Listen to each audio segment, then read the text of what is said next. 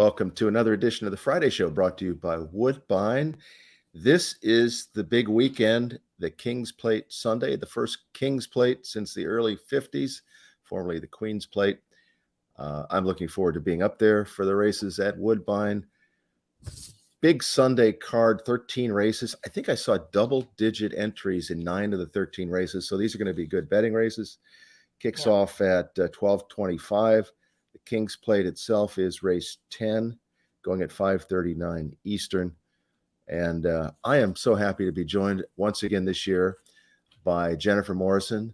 You know her from Twitter, at Jen's blog. If you don't know her from Twitter, follow her on Twitter.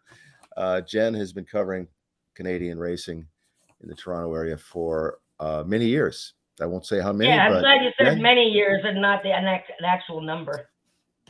But anyways, welcome back to the Friday Show. Always happy to talk Queen's Plate or King's Plate this year. 17 horses will run, and there's 2 also eligibles. Yes. Now the Derby has 20 as the starting gate. How do they arrive on 17 as a number?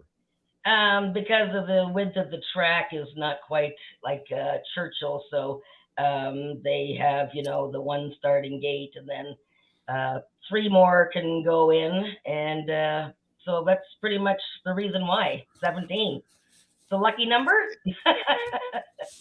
Well, there's 19 entered. So is this the largest field that you can recall?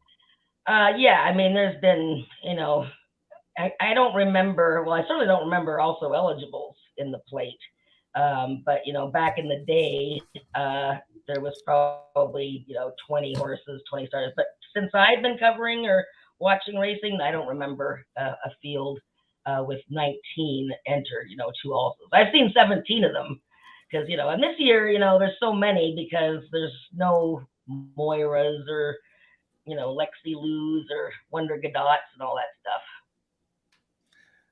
Well, we're going to talk about who you like in the race in a minute, but what makes the plate such a difficult race to win? And now it used to be a couple of months earlier.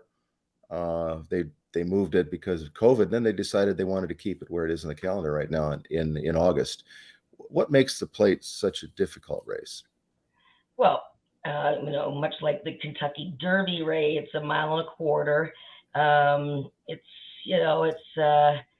It's a test of stamina, and we don't, we're dealing with a very small pool of horses here, only Canadian-bred 3-year-olds. So, we don't start the year with very many Canadian-bred 3-year-olds. I mean, there's some in Western Canada, but usually you don't see them making the trip over here. So then we got just Ontario horses, and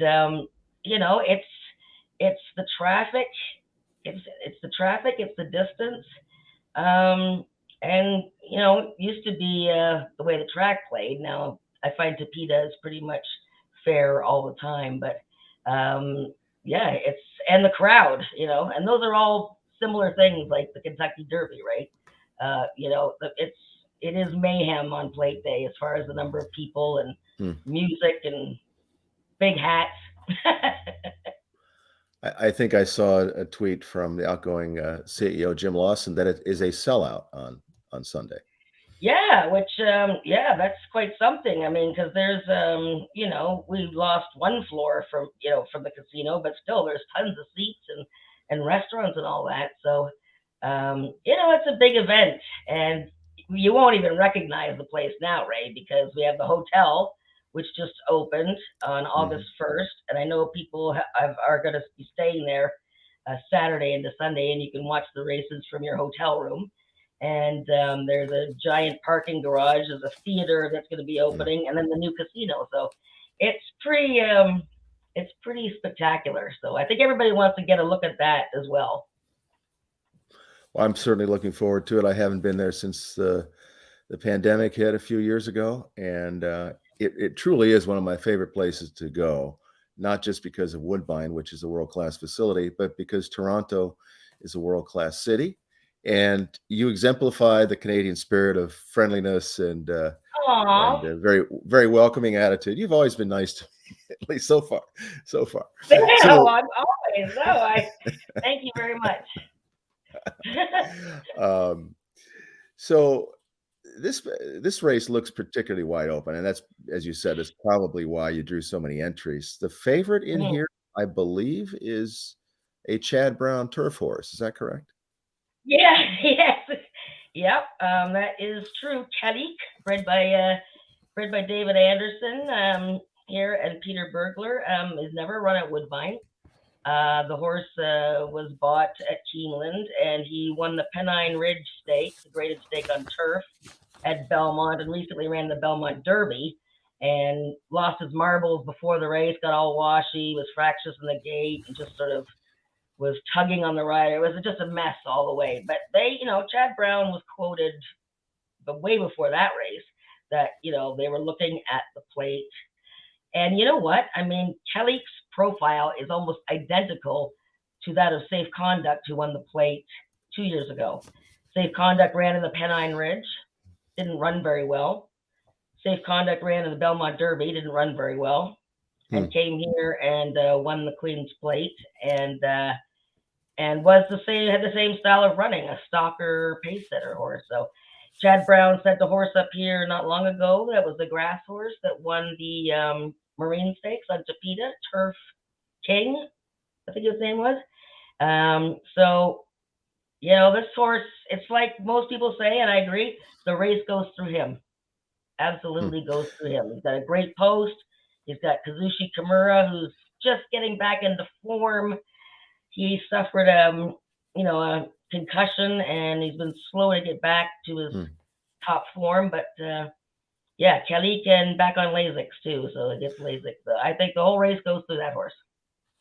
So this is the first leg of the Triple Crown, Canadian Triple Crown, which is unique in that it's run on 3 different surfaces: Tapeta, which is a synthetic track, and then dirt, and then finally turf for the final leg, the Breeders' Stakes.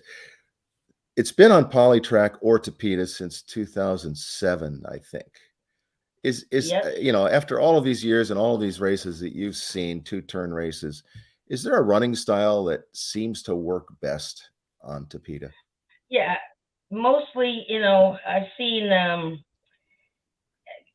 Moira came from fairly far out of it, but I think you have to be, you can't really be that far back. I mean, it's sort of like, I equate it to the Belmont Stakes. People think, oh, it's a mile and a half. You better come from way back. Well, it doesn't really work that way. And I find horses here, and especially on Tapeta, and especially just watching the races this year, I think you have to be in a stalking, I think you have to be within 4 or 5 lengths of the lead, Having said that, it's possible that there's so many horses that like to run to the front here, the pace could be really hot, and then somebody comes from way back. But in general, I think you have to be within 5, 6 lengths of the lead early in the race. Just Woodbine put out some plate facts about the race, and one of them is wire-to-wire winners. There's been 12 since 1956. They didn't chart all the races when this race started. What year was the first running of the plate? 1860. Don Juan. Wow. I was not there. So this race has been around for a while. The last wire-to-wire winner is a horse that you may recall named Mighty Heart in 2020. My boy, who's now running around in fields, waiting till the spring, and hopefully he'll have some dates. And if you haven't read Jen's book about Mighty Heart, you can find that where? Woodbine Gift Shop is selling them now for me, and of course Amazon, nice. And just in the trunk of my car. All right, so are you going to use the Chad Brown horse? Is that the horse you think you said has I'm the race goes through him? Use them. Yeah, I'm going to use them, but that's kind of boring, because there's a chance that maybe he loses his marbles, right? He's a horse that you have to watch and make sure that he doesn't get washy. He seems to be a very high-strung horse. No, there's lots of interesting horses in here, and I quite like Kauku Kaipu. Pardon your language. No, but this is a horse that's just an incredible story. Ted Holder trains. He's from Barbados. This is the biggest thing that's ever happened to him. He bought the horse for $10,000 at Fazig Tipton October sale. The horse has been working like the wind. He has just looked incredible. Now, it's very unorthodox preparation, though, because, if you pass the plate trial, that's sort of really pushing it, and he's been off for what, 7 weeks or so. That's pushing it as well. But he's given the horse quite a few works, slow, fast, and the horse is the breeding. He's got a rider who's also from Barbados who was riding in Alberta and was like 6-time leading rider there. Just started riding at Woodbine this year. And talking about Rico Walcott, it's I an believe. incredible story. Yeah, Rico Walcott. Yeah, and so Cowboy the Kaipu is a horse the that I'm very interested in. The 15 post, does that concern you, or is there a long enough run to where they can just get sorted out? No, actually, I was talking to Ted yesterday, and he's quite keen on it. He's been talking about, he's got it all mapped out in his head. This horse here is going to be going to the lead.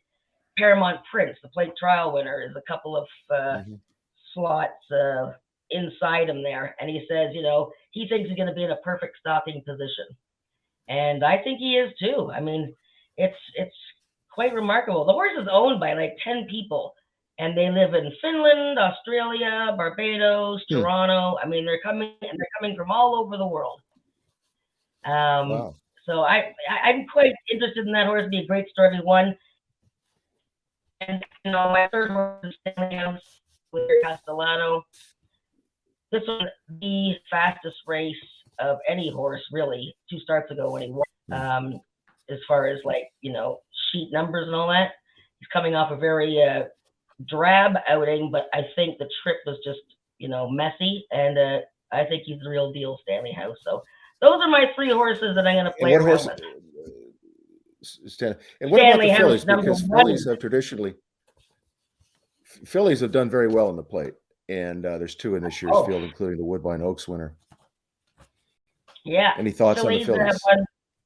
Fillies have won 5 of the last 12 plates.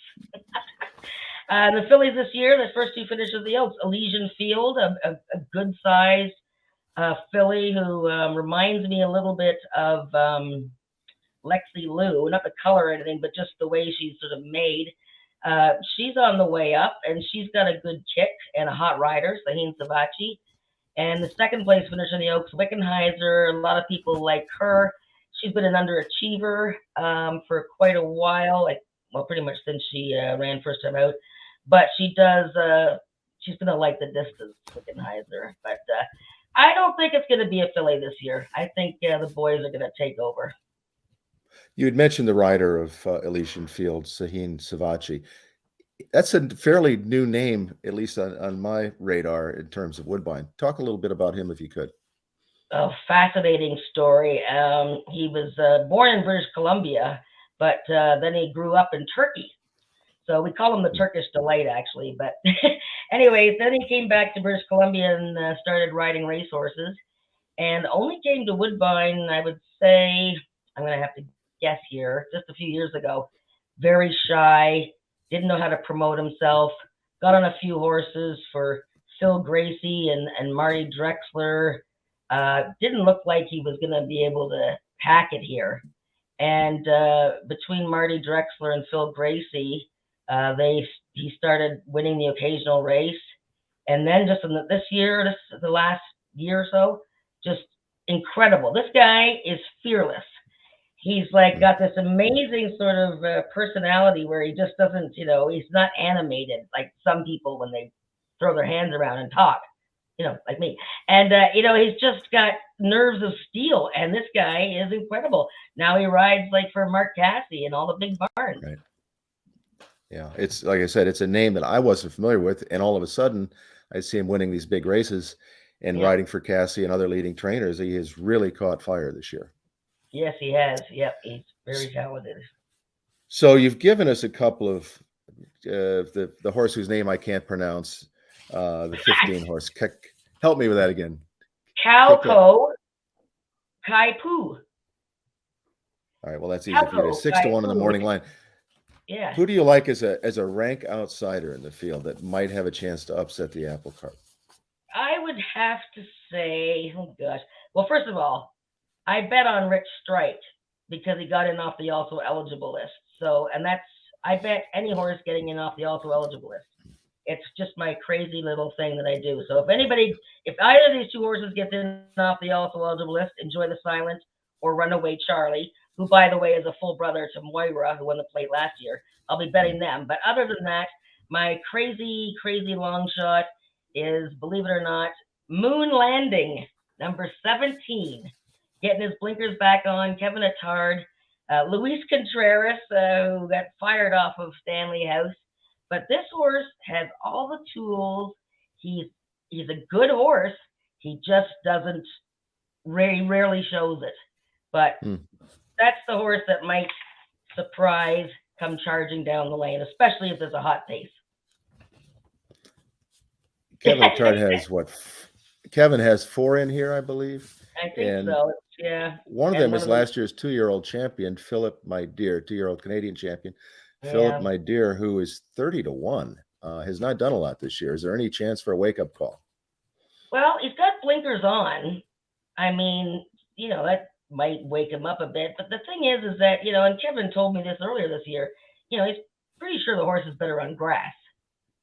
And that's what he showed last year. Now, he ran well enough in the Coronation Futurity, which, of course, is the big 2-year-old race for Canadian-breds. But that race was dreadfully slow, and Velociter won, who's also in the plate. And, those horses just aren't panning out. And the Coronation Futurity, of course, is the big jinx race. If you win that, the last horse to win the Coronation Futurity and win the plate was Northcliffe in 1974-75. But, yeah, I think Philip My Dear is just, waiting to get back on the grass. There's only one King's Plate, so, the owners want to run in the race. It's $1 million. Would I be shocked if he won? No, but I'd be kind of surprised. Yeah.